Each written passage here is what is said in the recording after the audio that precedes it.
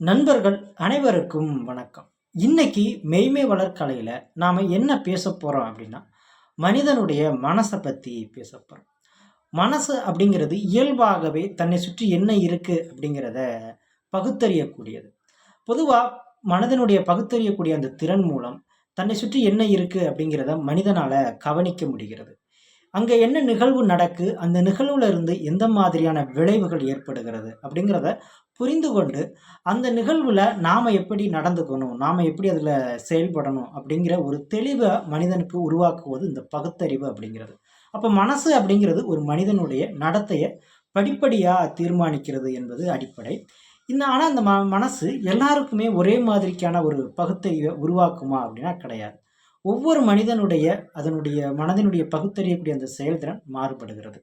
ஒரு ஒரு நிகழ்வுல ஒரு மனிதனுடைய உணர்வுபூர்வமான நடத்தைகள பார்க்க முடிகிறது. இன்னொரு மனிதன் அதே நிகழ்வுல உணர்ச்சி பூர்வமான நடத்தைகள வெளிப்படுத்துகிறான். இப்படி அந்த மனதினுடைய அந்த பகுத்தறியக்கூடிய அந்த செயல்திறன் பல்வேறு வகையில மாறுபட்டுக்கிட்டே இருக்கு. இதற்கு முக்கிய காரணம் மனசு அப்படிங்கிறது என்ன? அதனுடைய இயல்புத்தன்மை அப்படிங்கிறது எப்படி இருக்கு? 2வது மனசு என்ன வேலைய செய்கிறது? அதன் மூலம் மனிதனுக்கு நடத்தைகள் ஏன் மாறுபட்டுக்கிட்டே இருக்கு? 3வதா மனசு எப்படி ஒரு வேலைய செய்கிறது? இந்த 3 கேள்விகள தான் நாம இன்னைக்கு பேச இருக்கிறோம். தொடர்ந்து பேசலாம். மனிதன் மற்ற உயிரினங்களை விட தனித்துவமானவன். அதற்கு அடிப்படை காரணமே மனிதனால் இயல்பாக சிந்திக்க முடிகிறது. தன்னை சுற்றி இங்க என்ன இருக்கு அப்படிங்கிறதும், அங்க என்ன நிகழ்வுகள் நடக்கு அப்படிங்கிறத மனிதனால இயல்பாகவே சிந்திக்க முடிகிறது. இந்த அடிப்படை சிந்தனைக்கு தான் மனசு அப்படின்னு நம்ம சொல்றோம். அதாவது மனசு அப்படிங்கிறது ஒரு விஷயத்தை பகுத்து உணரக்கூடியது. இதனால தான் மனசு அப்படிங்கிறது 6வது அறிவாக பேசப்படுகிறது. தத்துவத்தில் இந்த மனசு அப்படிங்கிறது என்ன? இந்த மனதினுடைய தன்மை என்ன? அதே நேரத்தில் இந்த மனம் என்ன வேலை செய்கிறது அப்படிங்கிறதும், அந்த வேலையை எப்படி செய்கிறது அப்படிங்கிறதையும் நாம படிப்படியா பேச போறோம். முதல்ல மனசு அப்படிங்கிறது ஒரு செயல்திறன்ல ஒரு பகுதி தான் இந்த மனசு அப்படிங்கிறது. இந்த செயல்திறன்ல ஒரு ஒரு ஒரு வேலையை தான் இந்த மனசு அப்படிங்கிறது செய்கிறது. இப்போ இந்த செயல்திறன் அப்படிங்கிறது என்னன்னா, ஒரு மனிதனுக்கு அவனை சுற்றி இருக்கக்கூடிய உலகத்துக்கும் நடைபெறக்கூடிய ஒரு ஒரு நடத்தையை தீர்மானிக்கிறது அந்த செயல்திறன் அப்படிங்கிறது. அதாவது ஒரு செயலை தீர்மானிப்பது தான் இந்த செயல்திறன். இந்த செயல்திறன்ல 2 விஷயம் நடக்கு. ஒன்று ஒரு செயல் வெளிப்படுகிறது, இன்னொன்று ஒரு தகவல்கள் உள்வாங்கப்படுகிறது. ஒரு செயலில் இது 2மே ஒன்றை ஒன்று சார்ந்து ஒரே நேரத்தில் நடக்கக்கூடியது. இப்போ இந்த தகவல்கள் ஒரு செயல் வெளிப்படுவதற்கு முக்கிய காரணமாக இருக்கு. ஒரு தகவல் உள்வாங்குவதற்கு ஒரு முக்கிய காரணமாக இருக்கு. இது 2ம் எப்படி நடக்கு ஒரு செயல்திறன்ல அப்படிங்கிறத நம்ம முதல்ல புரிஞ்சுக்கணும். இப்போ தகவல்கள் அப்படிங்கிறது நம்மளுக்கு வெளியில் இருக்கக்கூடிய உலகத்தில் என்ன இருக்கு அப்படிங்கிறத நம்ம புரிந்து கொள்வது. அதாவது இது 2 விதமாக நாம் இந்த தகவல்களை பெற முடிகிறது. தகவல் என்பது நம்மளுடைய அடிப்படை செயல்திறனிலிருந்து நாம் புரிந்து கொள்வது தான் அந்த தகவல்கள் அப்படிங்கிறது. ஒன்று தொகுத்து பார்ப்பது, இன்னொன்று பகுத்து பார்ப்பது. இந்த தொகுத்து பார்க்கறது அப்படிங்கிறதுனா என்னன்னா, சூழல் என்ன அப்படிங்கிறது, 2வது நிகழ்வு என்ன அப்படிங்கிறது, இந்த நிகழ்வு எந்த நேரத்தில் எந்த இடத்தில் நடக்கு அப்படிங்கிறது, இந்த நிகழ்வுல எந்த விளைவுகள் வெளிப்படுகிறது அப்படிங்கிறது தொகுத்து பார்க்கிறது. இப்போ சூழலியல் அப்படின்னு நம்ம எதை சொல்றோம் அப்படின்னா, இது சூழலியல் என்பது 4 வகையா இருக்கு. இயற்கை சூழலியல், குடும்ப சூழலியல், சமூக சூழலியல், பொது சூழலியல். இப்போ இதில் எல்லாமே ஒரு நிகழ்வு நடந்துக்கிட்டே இருக்கும். இப்போ இயற்கை சூழலியல் அப்படிங்கிறது என்ன அப்படின்னா, மழை, வெயில், புயல், இது எல்லாமே இயற்கை சார்ந்த நிகழ்வுகள் எல்லாமே இயற்கை சூழலியல் ஒரு நிகழ்வு நடந்துக்கிட்டே இருக்கும். 2வது குடும்ப சூழலியல் என்பது பிறப்பு முதல் இறப்பு வரை நடைபெறக்கூடிய பல்வேறு சடங்குகள், பல்வேறு சம்பிரதாயங்கள், இது எல்லாமே சேர்ந்த ஒரு வாழ்வியல் முறைகளை தான் நம்ம குடும்ப சூழலியலை நம்ம பார்க்க முடியும். அது ஒரு அடிப்படையான நிகழ்வுகளாக இருக்கும். 3வது சமூக சூழலியல் அப்படிங்கிறது ஒன்றுக்கும் மேற்பட்ட குடும்பங்கள் ஒன்றிணைந்து ஒரு சாதியாக, மதமாக, மொழியாக, அது சார்ந்த கலாச்சாரம், பண்பாட்டு, பல்வேறு மரபுகளை சார்ந்த நிகழ்வுகள் எல்லாமே சமூகம் சார்ந்த நிகழ்வுகள். அப்புறமா பொது சூழலியல் அப்படிங்கிறது என்னன்னா, அரசாங்கம், இங்கே இருக்கக்கூடிய நிர்வாகம், இங்கே இருக்கக்கூடிய மனிதர்களுடைய உரிமைகளும் கடமைகளும் சுதந்திரமும், இது சார்ந்த நிகழ்வுகள், அது சார்ந்த சட்டத்திட்டங்கள், இதெல்லாமே பொது சூழலியல். இப்போ இந்த 4 சூழலிலுமே ஒவ்வொரு சூழ்நிலையிலும் ஒரு நிகழ்வு நடந்துக்கிட்டே இருக்கும். இதை நம்ம இந்த நிகழ்வுகளுக்குள்ளே நம்ம இருந்துக்கிட்டே இருப்போம். ஒரு மனிதன் அப்படின்னு சொன்னால் இந்த 4 நிகழ்வுகளுமே ஒரு மனிதனை சுற்றி நடந்துக்கிட்டே இருக்கும்.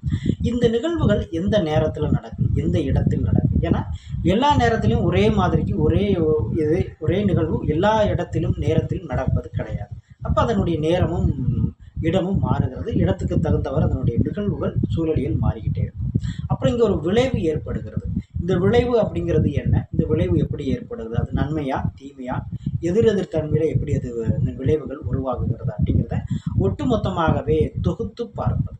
அப்போ பகுத்து பார்ப்பது அப்படிங்கிறது என்னன்னா, ஒரு நிகழ்வு அப்படின்னு சொன்னா அந்த நிகழ்வுல அந்த இடத்தில் அந்த நேரத்தில் ஒன்றுக்கும் மேற்பட்ட செயல்கள் நடக்கும். அதாவது ஒன்றுக்கும் மேற்பட்ட பொருள்கள் இருக்கும், உயிரினங்கள் இருக்கும். இங்கே இப்போ எல்லா சூழலிலுமே மனிதர்களோ இல்லை பிற உயிரினங்களோ இருந்து ஒரு செயலை ஏற்படுத்திக்கிட்டே இருக்கும்.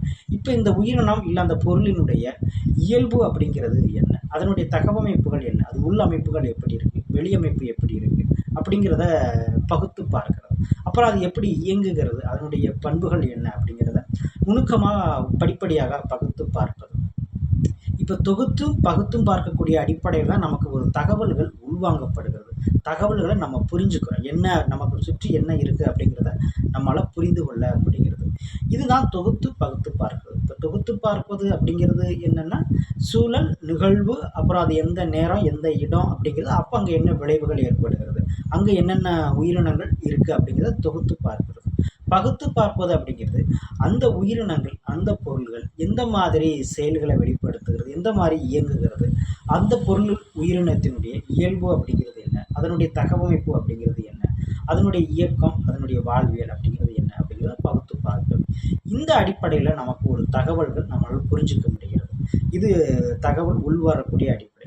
இப்போ நம்மளிருந்து ஒரு செயல் வெளிப்பட்டுக்கிட்டே இருக்கு இல்லையா, ஒரு செயல், அந்த செயல் எப்படி வெளிப்படுகிறது அப்படின்னா, நம்மகிட்ட இருக்கக்கூடிய இப்போ இந்த நிமிஷத்தில் இந்த நம்மளை தொகுத்து பகுத்து பார்க்கக்கூடிய தகவல்கள் முதல் நிலையில், ரெண்டாவது நினைவுகள். நம்ம ஏற்கனவே ஒரு இதே மாதிரிக்கு ஒரு சூழலில் ஒரு நிகழ்வில் அங்கே சில செயல்களை அந்த இடத்த நம்ம பார்த்துருப்போம், அந்த இடத்த தகவல்களை நம்ம எடுத்திருப்போம்.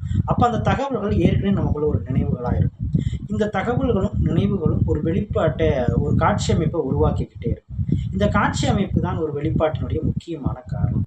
இந்த காட்சி அமைப்பு நமக்கு உள்ளே எப்படி நடக்குது அப்படிங்கிறது ரொம்ப ரொம்ப முக்கியமான ஒன்று. நமக்கு வெளியில் நடக்கிறத கூட கண்ணால் இல்லை காதால் பார்க்க கேட்க முடிகிறது. ஆனால் நமக்குள்ளே நடக்கக்கூடிய அந்த காட்சி அமைப்பு அதுதான் ரொம்ப ரொம்ப முக்கியமானது. இங்கு தான் பல நினைவுகளும் புதிய தகவல்களும் ஒரு வெளிப்பாட்டை, ஒரு காட்சி அமைப்பு நடந்து அதன் மூலம் வெளிப்படுகிறது. இந்த வெளிப்பாட்டை தான் நாம் செயலாக வெளிப்படுத்துகிறோம். இது ரெண்டும் எப்படி மனசுக்குள்ளே நடக்குது அப்படிங்கிறத நம்ம இன்னைக்கு பேச போகிறோம். ஏன்னா நம்ம மனசு அப்படிங்கிறது ஒரு வேலையை செஞ்சுக்கிட்டே இருக்குது. அது ஏதோ ஒரு வேலையை செஞ்சுக்கிட்டே இருக்கு. அந்த வேலையை செய்வதற்கான இந்த தொடர்பியலை தான் நம்ம பேச போகிறோம். இப்போ இந்த மனசு அப்படிங்கிறது என்ன அப்படின்னு நம்ம முதல்ல புரிஞ்சுக்கணும். தத்துவத்தில் மனசு அப்படிங்கிறது அந்த காரணம் அப்படிங்கிற 4ல் ஒன்று தான் மனசு அப்படிங்கிறது. அப்போ இந்த அந்த காரணம் 4 என்ன அப்படின்னா, சித்தம், புத்தி, அகங்காரம், மனசு. இது 4 தான் அந்த காரணம் அப்படிங்கிறது.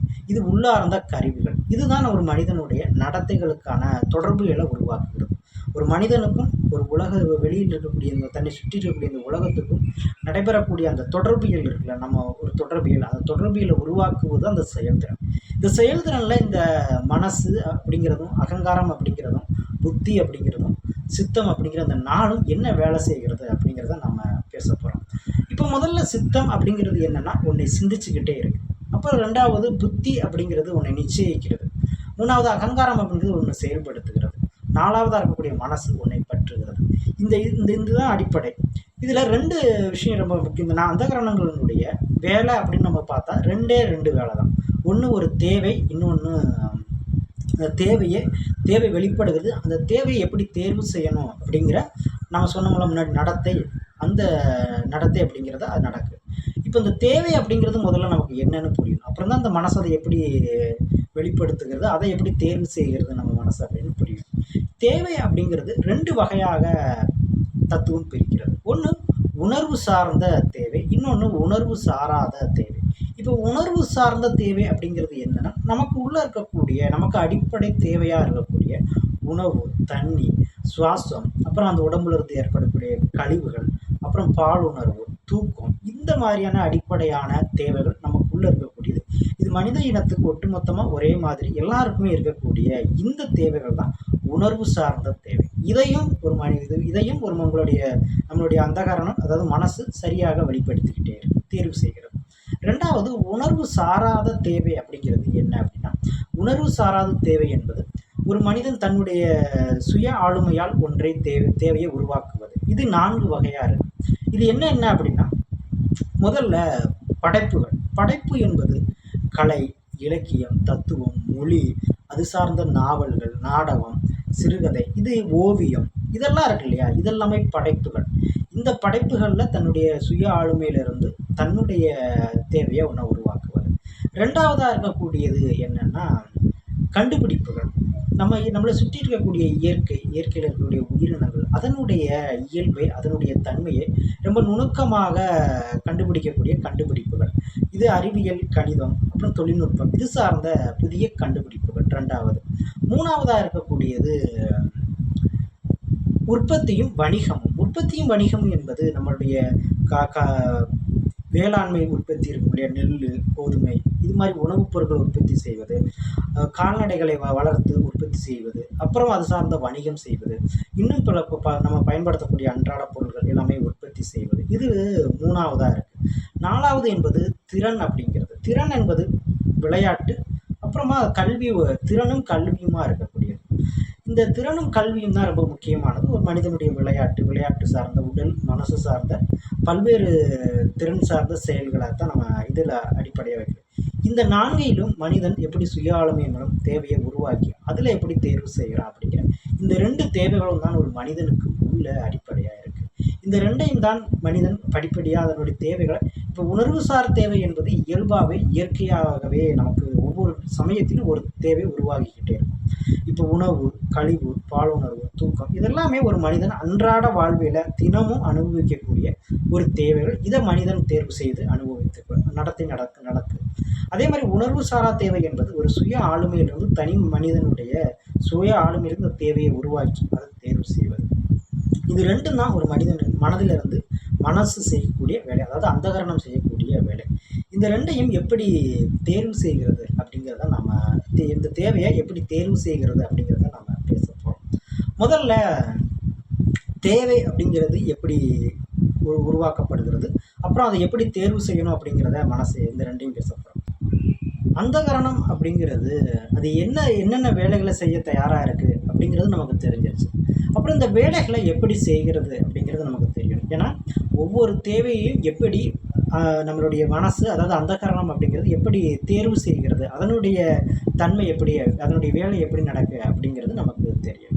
முதல்ல அந்தகரணம் அப்படிங்கிறத 2 வகையாக பிரிக்கிறது. அந்தகரணம் அப்படிங்கிறது சித்தம் அப்படிங்கிறது ஒரு தொகைநிலையாகவும், புத்தி, அகங்காரம், மனசு, இது 3ம் தனிநிலையாகவும் தத்துவம் பிரிக்கிறது.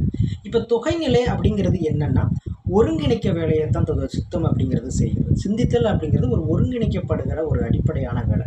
ஏன்னா ஒரு கட்டமைப்பு விதிகளால் தான் ஒரு உயிரினத்துக்கான உடம்பும் மனசும் உருவாகுகிறது. அதாவது இந்த கட்டமைப்பு விதி அப்படிங்கிறது என்னன்னா காலம், நியதி, கலை, வித்தை, அராகம், பொருடன், மாயை, இந்த 7ம் சேர்ந்து இதோட சித்தம் சேர்ந்தது தான் இந்த கட்டமைக்கப்பட்ட விதிகள். இதில் ஒன்றுக்கும் மேற்பட்ட செயல்கள் இருக்கும். இப்போ நமக்கு உணவு இருக்குது, உணவு மண்டலம் இருக்குது, கழிவு மண்டலம் இருக்குது, இனப்பெருக்க மண்டலம் இருக்குது, சுவாச மண்டலம் இருக்குது, திறனறி மண்டலம் இருக்குது, அப்படின்னு ஒன்றுக்கும் மேற்பட்ட அடிப்படை செயல்கள் இருக்கும். இந்த செயல்களை எல்லாமே ஒருங்கிணைக்கிற வேலை தான் இந்த சித்தத்தினுடைய வேலை. இங்கேருந்து தான் ஒரு தேவை வெளிப்படுகிறது. இந்த தேவையை எப்படி தேர்வு செய்யணும் அப்படிங்கிற, அதாவது ஒரு நடத்தையை உருவாக்கணும் அப்படிங்கிற அந்த அடிப்படை தான் தனிநிலையில் நடக்கும். இப்போ இது ஒருங்கிணைக்கிறது, இங்கேருந்து ஒரு தேவை வெளிப்படுகிறது அப்படிங்கிறது நமக்கு அடிப்படையில் புரிஞ்சிருச்சு. இது கட்டமைக்கப்பட்ட விதிகளால் அடிப்படையில் நடந்துக்கிட்டு இருக்கு. ரெண்டாவது, தனிநிலை அப்படிங்கிறது என்ன அப்படின்னா, தனிநிலை என்பது ஒரு காட்சி அமைப்பு இங்கே நடந்துக்கிட்டே இருக்கு. இந்த காட்சி அமைப்பில் ஒரு தகவல்கள் உள்வாங்கப்படுகிறது, அதே நேரத்தில் ஒரு செயல் வெளிப்படுகிறது. இதுக்கு அடிப்படையாக இருக்கக்கூடியது இந்த காட்சி அமைப்பு தான். நம்ம காட்சி அமைப்பு அப்படிங்கிறது மேலே நம்ம பேசணும். காட்சி அமைப்பு என்பது என்னென்னா, அந்த நிமிடத்தில் அந்த என்ன சூழல் நிகழ்கிறது, அங்கே என்ன நிகழ்வு நடக்குது, அந்த நிகழ்வுகள் எந்த நேரத்தில் எந்த இடத்தில் நடக்குது, அங்கே அந்த இடத்துல என்னென்ன உயிரினங்கள் இருக்குது, என்னென்ன பொருள்கள் இருக்குது, அந்த பொருள்கள் எப்படி ஒரு செயல்படுகிறது, இயங்குகிறது அப்படிங்கிறது. அப்புறமா அந்த செயல் வந்து என்ன மாதிரி விளைவுகளை உருவாக்குகிறது, அதற்கு நேராக இருக்கா, இல்லை எதிராக இருக்கா, எதிர்மறையாக இருக்கா, நேர்மறையாக இருக்கா அப்படிங்கிறத ரொம்ப நுணுக்கமாக பகுத்தறிஞ்சு தொகுத்து பார்ப்பது. ரெண்டாவது, அதுக்குள்ளே போய் பகுத்து பார்க்கக்கூடிய அதன் மூலம் தகவல்கள் உள்வாங்கப்படுகிறது. இந்த தகவல்களும் ஏற்கனவே நடந்த நிகழ்வுகள், அதனுடைய விளைவுகள், அது நம்ம தொகுத்து பார்த்த அந்த தகவல்கள் இருக்கு, அது நினைவுகளும் நமக்குள்ளே இருக்கும். இப்போ பல நினைவுகளுக்கும் புதிய தகவல்களுக்கும் இடையில நடக்கக்கூடிய அந்த ஒரு கட்டமைப்பு, காட்சி அமைப்பு தான் ஒரு மனிதனுடைய செயலுக்கும் அடுத்து புதிய தகவல்கள் வருவதற்கு முக்கிய காரணமாக இருக்குது. இந்த செயல் அப்படிங்கிறது இந்த காட்சி அமைப்பினுடைய ரொம்ப முக்கியமானது ஒன்று. ஒரு நினைவுகளும் தகவல்களும் ஒரு வெளிப்பாட்டுக்கு ரொம்ப முக்கியமானதாக இருக்குது. இங்கே இருந்து தான் ஒரு மனிதனுடைய தேவைங்கிறது வந்து தேர்வு செய்யப்படுகிறது. இப்போ இதில் புத்தி அப்படிங்கிறது என்ன செய்கிறது அப்படின்னா, அந்த புதிய தகவல்களையும் பழைய நினைவுகளையும் ஒரு அடிப்படையில் காட்சியாக தேர்வு செய்யக்கூடிய அந்த நிச்சயிக்கிறது. இங்கே தேர்வு செய்யப்படக்கூடிய அந்த முறையிலிருந்து ஒரு செயல், ஒரு தகவல்கள் புதிய வடிவம் அமைச்சுக்கிட்டே இருக்கு. இந்த வெளிப்பாடக்கூடிய அந்த காட்சி அமைப்பு இருக்கு இல்லையா, அதில் ஒரு உணர்வுகள் இருக்குது, அதில் ஒரு உணர்ச்சி நிலை இருக்குது. இந்த ரெண்டையுமே மனசு அப்படிங்கிறது பற்றிக்கிட்டே இருக்கு. பொதுவாக மனசு அப்படிங்கிறது வெளியில் இருக்கிறத பற்றுகிறதா அப்படின்னா, வெளியில் இருக்கக்கூடியதை பற்றவே நேரடியாக பற்றாது. அதில் வந்து வரக்கூடிய அந்த தகவல்களையும் அந்த தகவல்கள் மூலம் பழைய நினைவுகளையும் தொடர்ந்து அது அங்கே ஒரு மிகப்பெரிய ஒரு ஒரு காட்சி அமைப்பு நடக்குது. அங்கே ஒரு வடிவமைக்கப்படுகிறது. அந்த வடிவமைக்கப்படக்கூடிய அந்த காட்சி அமைப்பின் மூலம் தான் ஒரு வெளிப்பாடே உருவாகுகிறது. இந்த வெளிப்பாடு தான் மனித மனசு அப்படிங்கிறது பற்றுகிறது. அப்போ அகங்காரம் ஒரு தகவல்களை செயல்படுத்துவது வந்து தகவல் உள்வாங்கி அந்த தகவல்களை ஒரு பகுப்பாய்வு செய்து அதன் மூலம் ஒரு காட்சி வெளிப்படுகிறது. இந்த அடிப்படையை நம்ம சரியாக புரிஞ்சால் தான் மனசு அப்படிங்கிறது ஒரு காட்சி அமைப்பை உருவாக்கி அதன் மூலம் தான் நமக்கு ஒரு நடத்தை உருவாகிறது. அந்த நடத்தை வந்து ஒரு உணர்வுபூர்வமாகவும் இருக்கும், உணர்ச்சி பூர்வமாக இருக்கும். இதுதான் தத்துவம் சொல்லக்கூடிய மனசு அப்படிங்கிறது என்ன, அது என்ன வேலைகளை செய்கிறது, அந்த வேலைகளை எப்படி செய்கிறது அப்படிங்கிறத எல்லாமே. ஒருவேளை இந்த காணொலி உங்களுக்கு எல்லாருக்கும் பிடிச்சிருந்தா லைக் பண்ணுங்கள், ஷேர் பண்ணுங்கள். என்றும் உங்கள் பேராதரவோடு என் பயணம் தொடரும். நன்றி.